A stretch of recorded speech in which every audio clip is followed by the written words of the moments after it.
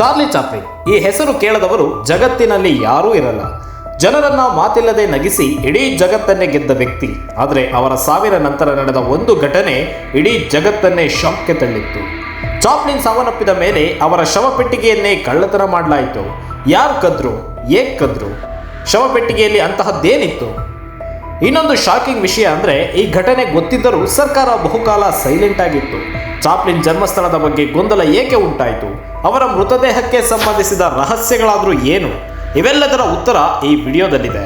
ಒಂದು ಸೆಕೆಂಡ್ ಕೂಡ ಸ್ಕಿಪ್ ಮಾಡದೆ ಕಡೆವರೆಗೂ ನೋಡಿ. ನಾನು Vinod, welcome to my YouTube channel Yuva story Kannada.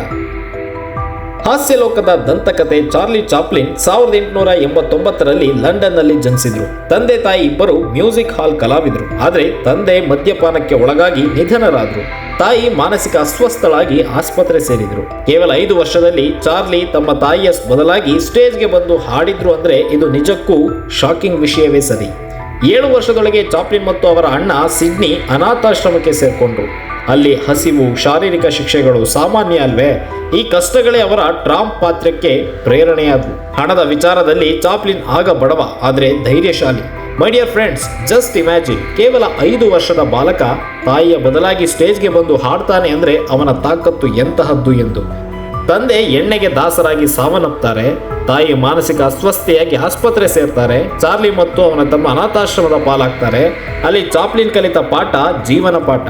ಬಡವನ ಧೈರ್ಯ, ನಗುವಿನ ಹಿಂದಿನ ನೋವು, ಅದು ಚಾಪ್ಲಿನ್ ಮ್ಯಾಜಿಕ್ ಅಂದ್ರೆ ನಿಜಕ್ಕೂ ಉತ್ಪ್ರೇಕ್ಷೆ ಅಲ್ಲ.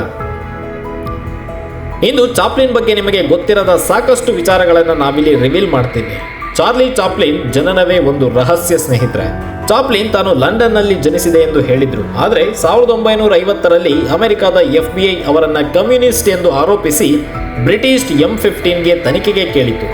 ಆಶ್ಚರ್ಯಕರವಾಗಿ ಅವರ ಜನ್ಮ ಪ್ರಮಾಣ ಪತ್ರ ಕಾಣೆಯಾಗಿತ್ತು. ಒಂದು ಪತ್ರದಲ್ಲಿ ಅವರು ಜಿಪ್ಸಿ ಕ್ಯಾರವಾನ್ನಲ್ಲಿ ಜನಿಸಿದ್ದೇನೆ ಎಂದು ಬರೆಯಲಾಗಿದ್ರು. ಆದರೆ ಚಾಪ್ಲಿನ್ ನಿಜಕ್ಕೂ ಜನಿಸಿದ್ದು ಲಂಡನ್ ಅಲ್ಲ ಅಥವಾ ಜಿಪ್ಸಿ ಕ್ಯಾರವಾನ್ ಅಲ್ಲ. ಇದು ಇಂದಿಗೂ ಮಿಸ್ಟ್ರಿಯೇ ಸರಿ. ಈ ಬಗ್ಗೆ ಚಾಪ್ಲಿನ್ ಎಲ್ಲಿಯೂ ಹೇಳ್ಕೊಂಡಿಲ್ಲ. ಇನ್ನು ಚಾಪ್ಲಿನ್ ಸೀಕ್ರೆಟ್ ನಂಬರ್ 2 ಏನ್ ಗೊತ್ತಾ? ನಾವೆಲ್ಲ ಚಾರ್ಲಿ ಚಾಪ್ಲಿನ್ ಆಕ್ಟಿಂಗ್ ಟಿವಿಯಲ್ಲಿ, ಮೊಬೈಲ್ನಲ್ಲಿ ನೋಡಿದ್ದೇವೆ. ಆಗ ಇದೆಲ್ಲ ಸ್ಕ್ರಿಪ್ಟೆಡ್ ಅಂತ ಅನ್ಕೊಂಡಿರ್ತೇವೆ. ಆದರೆ ಚಾಪ್ಲಿನ್ ಸ್ಕ್ರಿಪ್ಟ್ ಇಲ್ಲದೆ ಆಕ್ಟ್ ಮಾಡಿದ್ರು ಅಂದ್ರೆ ಇದು ನಿಜಕ್ಕೂ ಶಾಕಿಂಗ್ ಅಂತಾನೆ ಹೇಳ್ಬೋದು. ಚಾಪ್ಲಿನ್ ಎಂದಿಗೂ ಪೂರ್ಣ ಸ್ಕ್ರಿಪ್ಟ್ ಬರೆದು ಶೂಟ್ ಮಾಡಿಲ್ಲ. ಅವರು ಕ್ಯಾಮ್ರಾ ಮುಂದೆಯೇ ಐಡಿಯಾಗಳನ್ನು ಪ್ರಯೋಗಿಸ್ತಿದ್ರು, ಎಕ್ಸ್ಪೆರಿಮೆಂಟ್ ಮಾಡ್ತಾ ಇದ್ರು. ಸಾವಿರಾರು ಫೀಟ್ ಫಿಲ್ಮ್ ಅನ್ನ ವೇಸ್ಟ್ ಮಾಡಿ ಬೆಸ್ಟ್ ಟೇಕ್ ಆಯ್ಕೆ ಮಾಡ್ತಾ ಇದ್ರು. ಅನ್ನೋನ್ ಚಾಪ್ಲಿನ್ ಡಾಕ್ಯುಮೆಂಟರಿಯಲ್ಲಿ ಈ ಅಪರಿಚಿತ ಔಟ್ ಟೇಕ್ಗಳು ಬಯಲಾಗಿದ್ದಾವೆ. ಅವರು ತಮ್ಮ ಟ್ರಿಕ್ಗಳನ್ನ ಮ್ಯಾಜಿಷಿಯನ್ ಅಂತೆ ರಹಸ್ಯವಾಗಿಟ್ಟಿದ್ರು. ಅನ್ನೋನ್ ಚಾಪ್ಲಿನ್ ಡಾಕ್ಯುಮೆಂಟರಿಯಲ್ಲಿ ಈ ಹಿಡನ್ ಔಟ್ ಟೇಕ್ಗಳು ನೋಡಿದ್ರೆ ನೀವು ನಗೋದು ಗ್ಯಾರಂಟಿ ಬಿಡಿ. ಇನ್ನು ಚಾಪ್ಲಿನ್ 4 ಬಾರಿ ಮದುವೆಯಾಗಿದ್ರು. ಮೊದಲ ಪತ್ನಿ ಮಿಲ್ಡ್ರೆಡ್ ಹ್ಯಾರಿಸ್ 16 ವರ್ಷ, ಎರಡನೆಯರು ಲೀಟಾ ಗ್ರೇ 16 ವರ್ಷ, ಮೂರನೇ ಪೌಲೆಟ್ ಗಾರ್ಡರ್, ಕೊನೆಯದು ಊನಾ ಓ ನೀಲ್ ಅವರು. ಮದುವೆಯಾದಾಗ ಚಾಪ್ಲಿನ್ 54 ವರ್ಷ, ಊನಾಗೆ 18 ವರ್ಷ. ಇದರಿಂದ ಅನೇಕ ವಿವಾದಗಳು ಉಟ್ಕೊಂಡಿದ್ವು. FBI ಅವರನ್ನ ಸೆಕ್ಸ್ ಮಿನಿಯಾಕ್ ಎಂದು ಕರೆದಿದ್ರು. ಈ ವಿಚಾರ ಸಾಕಷ್ಟು ಜನರಿಗೆ ಗೊತ್ತೇ ಇರಲಿಕ್ಕಿಲ್ಲ ಬಿಡಿ. ಚಾಪ್ಲಿನ್ ರಾಜಕೀಯವಾಗಿ ಎಡಪಂಥೀಯರಾಗಿದ್ರು. ದ ಗ್ರೇಟ್ ಡಿಕ್ಟೇಟರ್ ಸಿನಿಮಾದಲ್ಲಿ ಹಿಟ್ಲರ್ನನ್ನ ಪ್ಯಾರಿಡೆ ಮಾಡಿದ್ರು.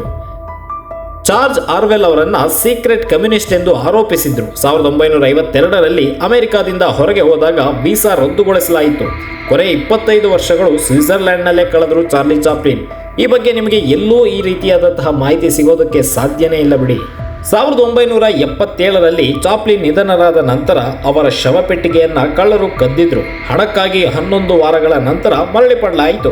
ಈಗ ಚಾಪ್ಲಿನ್ ಮೃತದೇಹ ಕಾಂಕ್ರೀಟ್ ಸಮಾಧಿಯಲ್ಲಿ ಮಲ್ಕೊಂಡಿದೆ. ಚಾರ್ಲಿ ಚಾಪ್ಲಿನ್ ಸೈಲೆಂಟ್ ಸಿನಿಮಾದ ದಂತಕತೆ. ಅವರ ಟ್ರಾಂಪ್ ನಗಿಸಿ, ಅಳಿಸಿ, ಯೋಚಿಸುವಂತೆ ಮಾಡಿತ್ತು.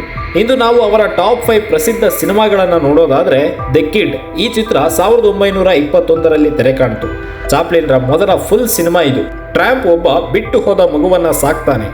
ಈ ಸಿನಿಮಾದಲ್ಲಿ ಹಾಸ್ಯ ಪ್ಲಸ್ ಭಾವನೆ ತುಂಬಿದ ಸಿನಿಮಾ.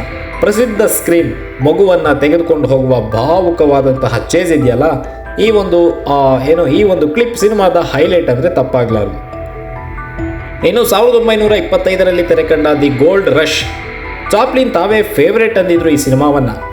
ಅಲಸ್ಕಾ, ಗೋಲ್ಡ್ ರಶ್ನಲ್ಲಿ ಸಾಹಸವನ್ನ ಮಾಡಿದ್ರು. ಐಕಾನಿಕ್ ಸೀನ್ ಅಂದ್ರೆ ಹಸಿವಿನಲ್ಲಿ ಬೂಟ್ ತಿನ್ನೋದು, ಶೂಲೆಸ್ ಸ್ಪಾಗೆಟ್ಟಿಯಂತೆ ಈ ಒಂದು ಸಿನಿಮಾದಲ್ಲಿ ಹೈಲೈಟ್ ಆಗಿರ್ತಕ್ಕಂಥ ಸೀನ್ ಇದು.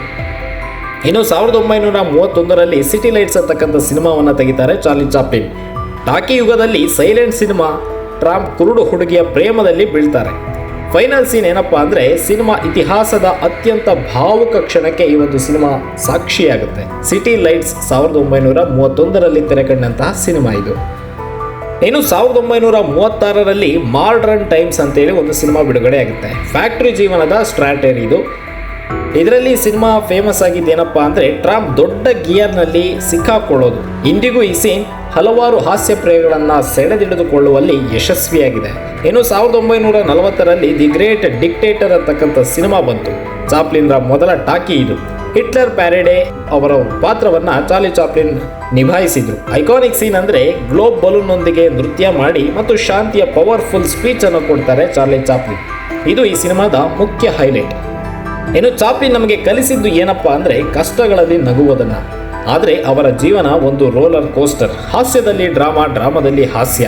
ನಿಮ್ಮ ಫೇವ್ರೆಟ್ ಚಾರ್ಲಿ ಚಾಪ್ಲಿನ್ ಮೂವಿ ಯಾವುದು ಅನ್ನೋದನ್ನು ಕಮೆಂಟ್ ಮಾಡಿ, ನಮಗೆ ಶೇರ್ ಮಾಡಿ. ನೀವು ನಗಿ. ಮುಂದಿನ ವಿಡಿಯೋದಲ್ಲಿ ಇನ್ನೊಂದು ರೋಚಕ ವಿಡಿಯೋ ಜೊತೆ ಬರ್ತೀನಿ. ಅಲ್ಲಿಯವರೆಗೆ ನಮ್ಮ ಚಾನಲ್ ನೋಡ್ತಾ ಇರಿ, ಸದಾ ನಗ್ತಾ ಇರಿ. ನಮಸ್ಕಾರ.